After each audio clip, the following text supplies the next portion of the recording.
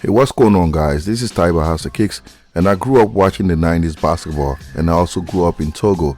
That's a French speaking country in the west of Africa. So, back in my days, man, the NBA was just incredible.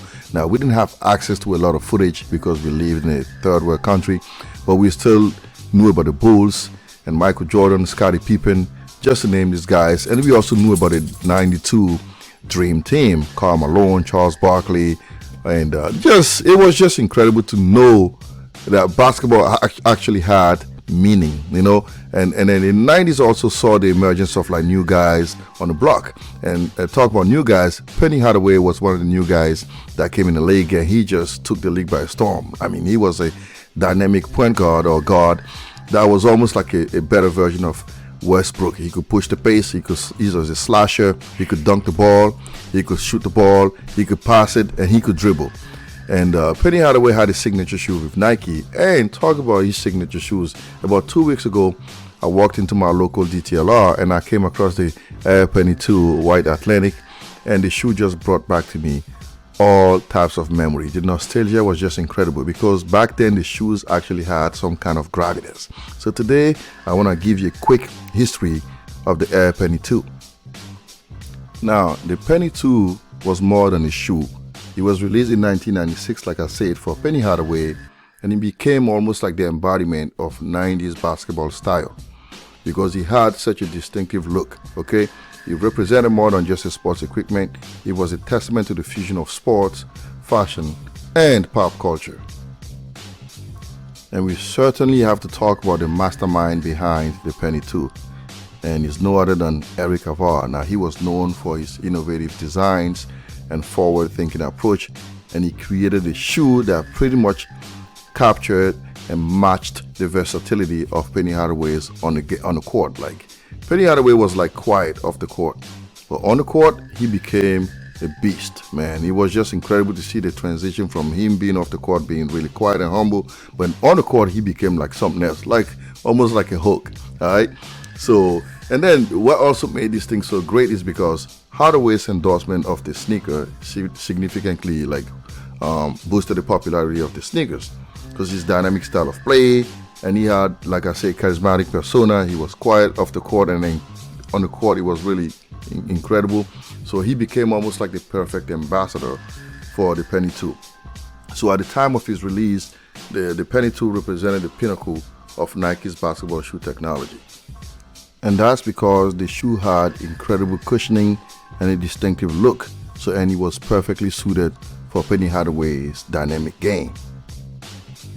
Now, we cannot talk about Penny Hardaway's success without mentioning Little Penny. Now, who was Little Penny?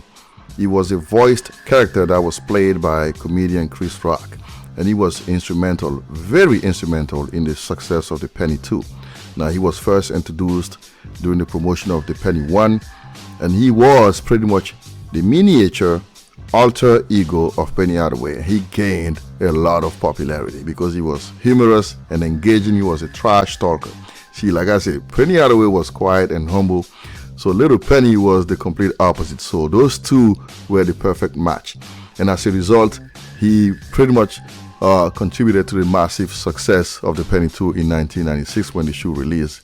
Just because of Little Penny, the shoe gained a lot of success. So, you know what? Without Little Penny, there won't be no Penny line. So shout out to Little Penny. So now let's go back and talk quickly about the Penny 2 design. Like I said earlier, Eric Avar was the mastermind behind it. So at the time of his creation, the Air Max Penny 2 pretty much embodied the pinnacle of Nike's basketball shoe technology because he had superior cushioning with an Air Max 2 unit in the heel and Zoom Air unit in the forefoot. And the upper portion of the shoe also evolved from the Penny 1 wings support to include like foam pieces extending from a carbon fiber midfoot shank. Now again, Eric pretty much seamlessly transitioned from the first edition of the Penny shoes to the second, and he maintained the signature style that was attached with Hardaway, and the resulting shoe was incredible because the Penny 2 was one of the most sought after sneaker in the market. And I'm not even like, this is not an overstatement, it was really that because everybody wanted that sneaker. Now the shoe certainly had some form of legacy because he set the standard for pretty much what basketball sneakers were supposed to be like. You know what I'm saying? Like when you release something and other brands see it, they want to kind of copy. So that's what happened. The Penny 2 pretty much set a new standard in the sneaker industry when he released. And he played a crucial role in establishing Nike as a leading brand in basketball sneakers. So the success of the Penny 2 in particular contributed to this reputation. And you know, like the Penny had like signature branding. The Penny on the usually on the back side of the shoe, the heels and like the underfoot. So and along with like Nike basketball like logos. So all those were just like iconic elements. So in recent years though, there's been some legacy because Nike has collaborated with like brands like Stussy, and they've kind of tried to breathe new life into the Penny 2, but there's nothing like the original shoe. So for me to see that at the DTLR was just like, yes, that's what I want to see. So Nike understands that people like nostalgia. You know, they're playing on the 90s, so they are going back to bringing back stuff that they know people like me in their 40s are going to want to get because we grew up watching these guys play basketball. So Nike is just a marketing genius. So they are going back to the archives and bringing back the Penny 2s, White Atlantic.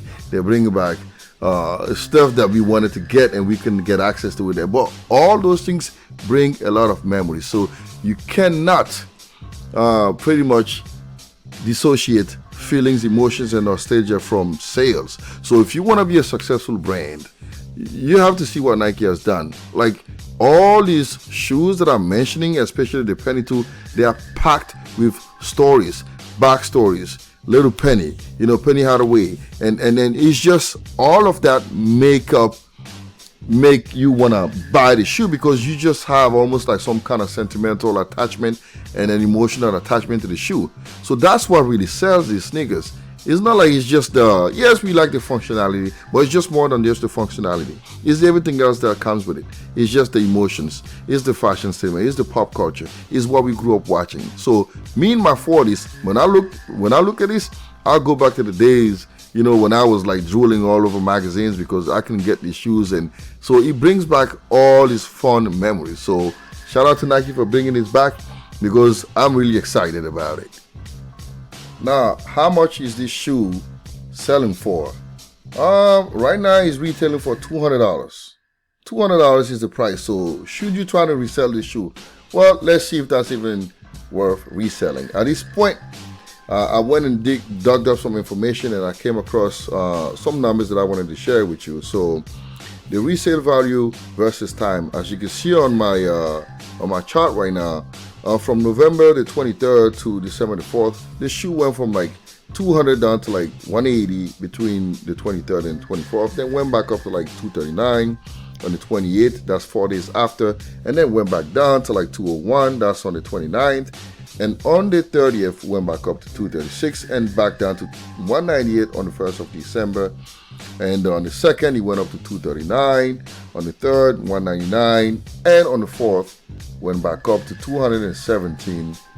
So I went ahead and tried to find my 5-number summary. So when I did my digging, so the lowest the shoe sold for was $175, that's for a size 11, and the highest sale was $274 for 2 size 14s. Now about a quarter of the shoes sold between $175 and $199.25, and the majority of them, that is half of them or 50%, sold between $199.25 and $227.25. So the remaining 25% sold between $227.25 and $274, and there was only one single outlier, which is the $274 for both size 14s. So if you take away this outlier, the resale value is like $209, and that's with an 11% volatility. So at $209, you are looking at a $20 loss. So that's not good news if you're a reseller, but great news for retailers. They're going to be able to sell these shoes at retail because people are willing to pay at least $209 for it. So retailers are not going to have a hard time reselling the shoe. Now, are there sizes worth targeting? So when I looked, again, a size 10, you lose about $30 because it's going for like $200. A size 10 and a half is $270, you lose $13. A size 11 and a size 11 and a half, you lose about $33 and $34 for both. A size 12, you lose $18, A size 13, you make about $15, and a size 14, you make about $37. A size 9.5, you lose about 33. So honestly, the 75% of the sales led to losses between 18 and $33. So, and that's like size 9.5 through 12. So, while size 13 and 14 led to like margins of between $15 and $37 respectively. So the only size that I would recommend is probably the size 14 because the markup is 17.4%. That's like slightly above average. So what is my conclusion? Do not try to resell the shoe. Leave it alone for people like me, guys in their 40s that actually want to wear the sneakers, because you're not going to make any money off of it. So you might as well just leave it alone. All right. So again, this shoe, the Air Penny 2, is an iconic shoe because it is packed with a lot of history, and I can't wait to finally get my hands on it when it goes on sale. So I'm not going to buy it right now. So again, thanks for watching this. If you enjoyed, please give it a like and subscribe to House of Kicks. Again, thanks for watching. Have a wonderful day.